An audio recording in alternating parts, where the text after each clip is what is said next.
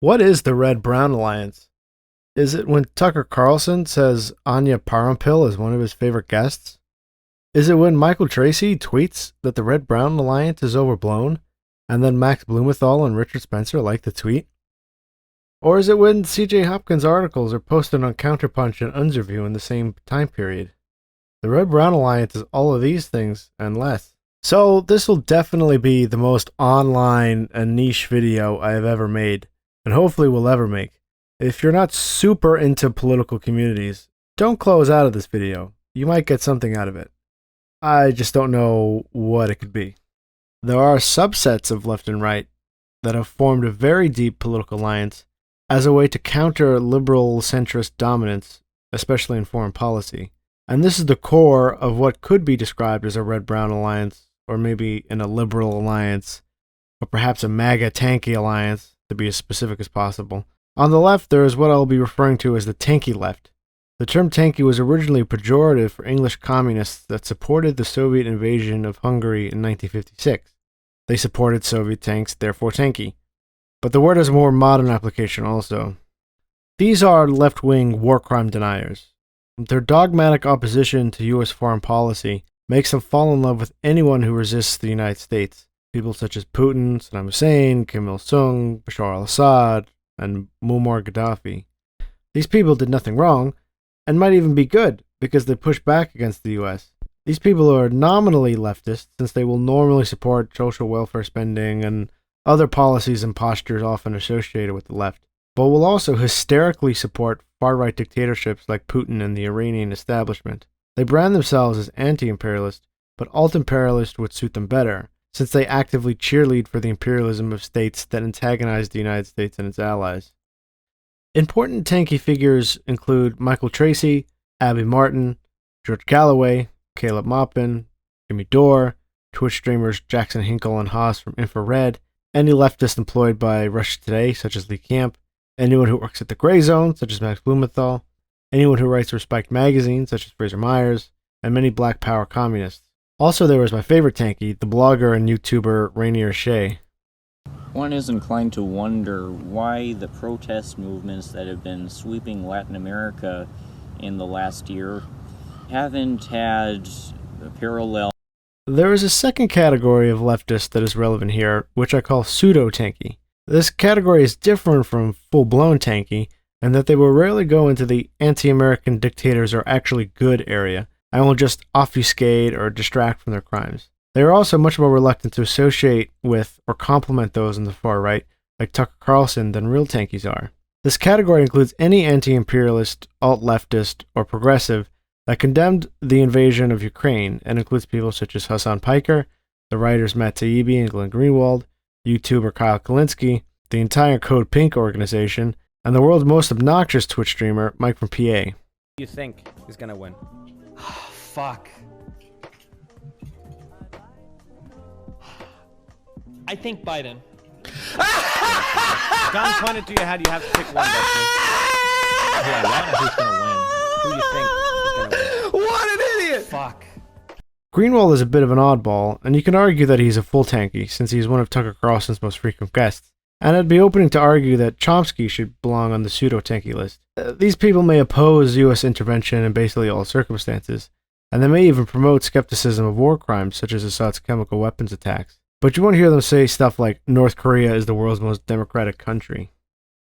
Tankies tend to oppose U.S. foreign policy out of a disgust for U.S. and allied war crimes and the hypocrisy and cultural dominance of liberals, which I will expand on later. Both lead to a radical distrust of mainstream media, especially in foreign policy topics, that leads to a total denial of any news reporting that might make anti-American regimes appear despotic or cruel.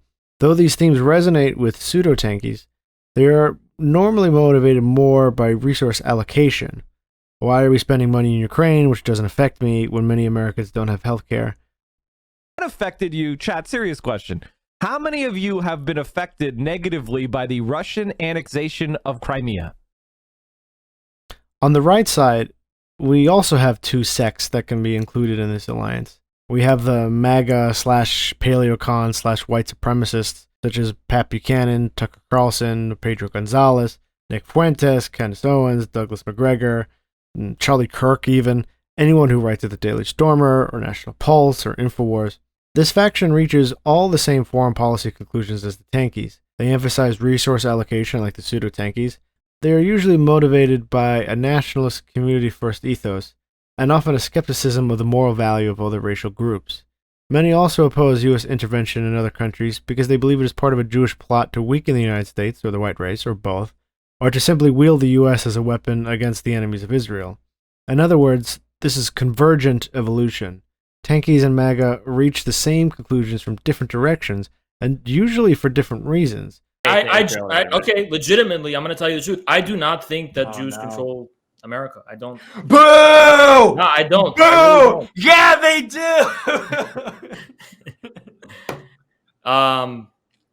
do. There is also a significantly smaller but still noteworthy sect of crank libertarians, which include Senator Rand Paul and the podcaster Thaddeus Russell, and I'm sure others. This last element is the one where I've consumed the least of their media, so I don't have too much to say about them. But they exist. Although the MAGA tanky alliance goes deeper than foreign policy, it's the core of their alliance. Both sides reach the same conclusions using strikingly similar talking points on all foreign conflicts in which the U.S. has intervened. Most of my research is focused on their overlap in the Syrian and Ukrainian conflicts, so I'll be focusing there. But I'll note that they parrot each other on other interventions too, such as Libya and the assassination of Qasem Soleimani. Let's do Ukraine here first. And so here's my thing about Ukraine. This might be the first foreign policy issue in which I'm deeply skeptical of just about everyone reporting on it. I mean, I think that you guys in the gray zone might be doing the best work. Ukraine in 2013, 2014, when the Maidan protests kicked off, right? They were supported by U.S. elements. Money was given to them. And this has all been broken down. Joe Biden, of course, is on video talking about this. Victoria Nuland was caught on a leaked call, essentially talking about how she was choosing the new ministers for Ukraine's government when their democratically elected president was overthrown in Ukraine and had to flee the country. And then the U.S. started, which is why it's so funny to me that the U.S. and the U.K. are putting out this speech, or this, we have intel that Russia is trying to install a puppet government. No, you literally did that in the U.S. to Ukraine just a few years ago. You did that, not them. And this seems. Let's just actually go to U.S. involvement in this, because I have a lot of quotes from actual diplomats themselves who admitted that they were involved in providing funding, direct funding to the Maidan coup organizers. So first of all, we have Victoria Nuland and Jeffrey Piot, who were two U.S. diplomats, U.S.-Ukrainian diplomats at the time, who have a viral leaked phone conversation admitting to the fact that they were handpicking the coup government. Country which government only exists because of the Obama State Department helped to overthrow the previous regime. So again, just what you're seeing right in front of you is a cover-up, and all these documents are showing. So, as you say, Jimmy, Henderson's conclusions undermine the official narrative that the Syrian government committed a gas attack in Douma. One of the people who was hammered with these lies, in fact, had her run for president, essentially derailed by them, is Tulsi Gabbard, the former congresswoman from Hawaii. She's been telling the truth since the beginning. She's been attacked for it. And now she joins us to look back on that experience. Congresswoman, thanks so much for coming on. I remember when you were running for president, again and again, you're an apologist for a man who used chemical weapons against his own people. How do you think about that now that the truth is emerging? Well, when this was all happening, Tucker, I was asking the same question that you were. Where is the evidence? Where is the evidence that would provide the basis for the U.S. to launch a military strike against Syria? And that evidence was never presented, and it's very clear now as time has gone on that there was a cover-up. And why was there a cover-up? It became very clear that this OPCW report, the final report, was tailored before it was actually released in order to provide cover for that unconstitutional military strike that the United States launched against Syria in April of 2018. The impact of this is not only the credibility of this investigation into this alleged chemical weapons attack in Douma in Syria, but it will impact and undermine the credibility of all past reports and investigations from the OPCW, as well as any future reports and investigations they conduct. It begs and calls into question their very integrity. Everything you said is absolutely true. The most recent invasion of Ukraine, which started February 24th, really brought out the hardcore among the red and brown. It's not just that they agree generally that the US should have little to no involvement in Ukraine. They also use the same talking points and bring the same assumptions about the origins of the conflict, that this is all because of NATO expansion. The US overthrew Yanukovych in a coup, and US diplomats handpicked his successor. Although they largely agree that the US needs to stop intervening in conflicts, there is a notable difference in tone between them. The tanky left is more likely to say that the Russian invasion of Ukraine was not just justified, but actually good, whereas the far right will often describe it as understandable or predictable. The tankies are more ideologically committed to the destruction of the US empire and the US-led liberal international order. The anti-war right doesn't support the US world order by any means, or anything else that rhymes with globalism, but they emphasize the need to create a multipolar world that isn't dominated by the US far less than tankies do. The popular will doesn't matter when the U.S. empire is involved. Okay, so the popular will does not matter when the U.S. empire is involved. Correct. Now, let me just say, the people in Taiwan that want to be back part of China is a very, very, very small minority. The same way that the Doesn't population matter. So, if that's the case, then would you be in support of the Chinese military backing off, the American military backing off, and the Taiwanese people having a referendum that is monitored by both Chinese, American, and international officials, so they can all make sure that it goes by the books, there's no interference of some sort? Would you be in favor of that then? A referendum, and the Taiwanese people can pick their own future? I'm not sure I would support that. No. There is a second thing that brings them together, and that is their shared resentment of liberals and centrists, or the establishment, or mainstream, as they sometimes prefer to say. Their hatred for liberals predisposes them to dislike or distrust anything that liberals support, including Ukraine and President Zelensky. The U.S. actually offered to airlift him out of the country for his own safety. Instead of taking the offer, his response was, quote, "The fight is here. I need ammunition, not a ride." Which, by the way, that quote has been turned into a t-shirt. Soy Reddit pog, soy Reddit pog, soy face pog, Daddy Zelensky. Oh, so epic. You take off your Cuomo sexual hat and put on your Zelensky sexual hat, chat. And I do not support the war. Putin is very bad. But when I see liberalism, chat, it just causes me disgust. He's being crushed by those who see Russia as something that has to be denationalized, much as the left is denationalizing the United States as a place whose borders have to be open to allow mass migration from the developing world into Russia. All of these things are part and parcel of the reasons people hate Russia. And of course, Russia declares itself to be an Orthodox Christian country. That's completely unacceptable because atheism, nihilism, multiculturalism, all of these things are caught up together. And there's a vile hatred for anybody who thinks the kinds of things that exist in Russia could be remotely positive in any way. Although this tactic is more common among pseudo-tankies, like Mike from PA, you will also see the likelihood of nuclear war with Russia be grossly exaggerated as a way to conceal an agenda of indifference to foreign conflicts. So here's the two worlds. We let Russia control Crimea, and pretty much we live our lives in a modern industrial society, and we fight to make the world a better place, one bit at a time. Or we all die in a horrible nuclear fireball, but hey, at least Russia didn't initially control Crimea. I don't know. That's tight. That's a tight one. Ugh. I think it goes without saying that Russia would not nuke Manhattan and end the world if the US started a no-fly zone in Ukraine. Not that I support one in any case. Russia would only use a strategic nuke on the US if the existence of the Russian state were at stake. Mike solemnly suggests that we give Putin everything he asked for simply because he has nukes. But is Mike capable of making this argument in reverse? Why does he rant endlessly about the risk of the US provoking a nuclear war by intervening to protect Ukraine, and not the risk of starting nuclear war that Russia takes by invading Ukraine? It's because he finds US liberal hegemony as more threatening and problematic than Putin's invasion. Or as he would put it in his own words, it just doesn't matter. And have we heard this before? At the core of some tankies, but not others, is just angry selfishness. Ukraine doesn't matter to me, therefore it doesn't matter, period. The mere possibility that US liberals might affect the no-fly zone in Ukraine is more outrageous to Mike than the Russian invasion that made such a conversation possible in the first place. It is only when American liberals propose defending Ukraine that Mike considers the possibility of nuclear Armageddon, and not when Russia provokes not one, but 3 nuclear-armed NATO members by invading Ukraine.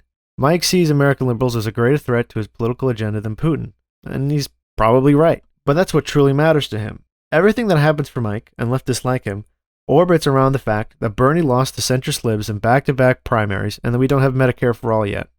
I do get this resentment of libs and the establishment. I know why words like libtard or shitlib exist, and I know what they mean. The problem isn't that tankies hate libs, although I think for the most part the resentment is shallow. It's that they start with mere resentment and end with war crimes denial. Both of them also started to agree with each other on vaccines and related mandates. Tankies were a little slow to this, but they got there. Tankies and the far right supported the trucker convoys, and both continued to promote fear of the vaccine and hysteria about related mandates. Tanky-in-Chief Max Blumenthal was invited to speak at Defeat the Mandates LA to read a script from a piece of printer paper that easily could have been read out loud by Alex Jones or anyone else on InfoWars. Individual to a QR code and condition their participation in society and their very ability to work on their willingness to take an experimental gene therapy. Where does this come from, though? The tanky left and far right are clearly different. That's why I use different terms to refer to them. I think these 2 points on foreign policy and liberal/establishment dominance in entertainment and political media are actually the same point. Both are about the hegemony of liberal order and liberal opinion. For tankies, this would mean the end of the US empire and the birth of a multipolar world and greater opportunities for anti-capitalist ideology. And for MAGA and the far right, this would also mean the end of US empire, but the creation of an American nation that is stronger and more independent, and depending on who you ask, also free of the burden of helping undeserving peoples and races, etc., and also free from the control of what they would call global Jewry.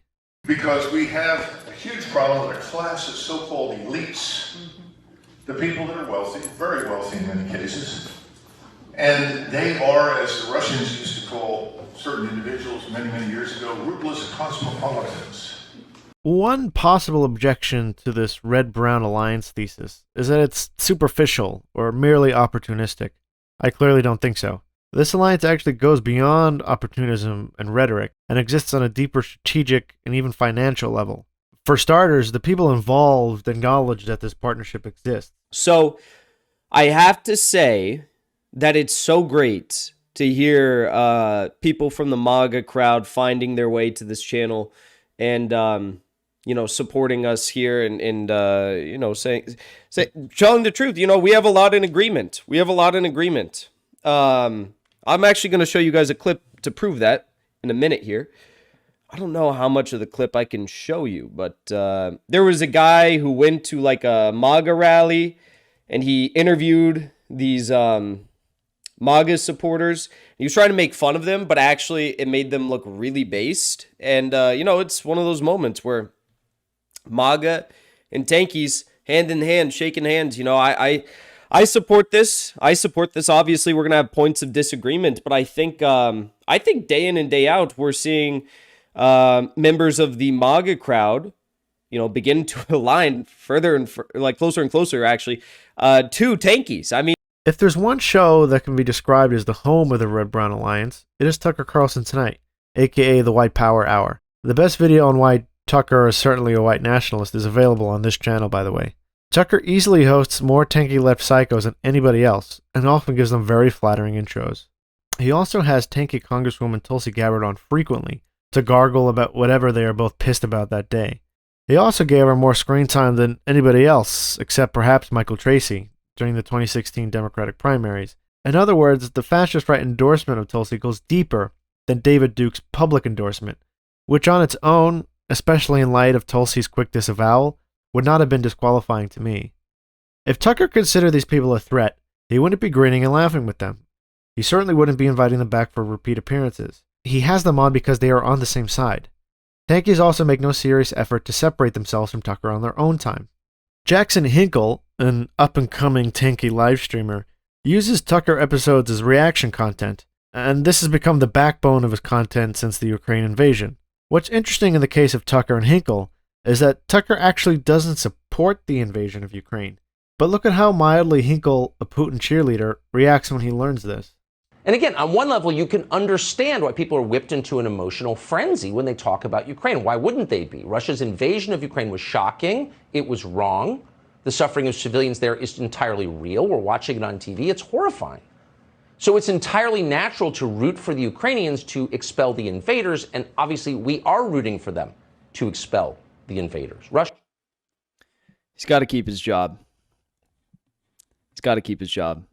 So what's amusing about this mild reaction from Jackson isn't that Fox News could never fire Tucker.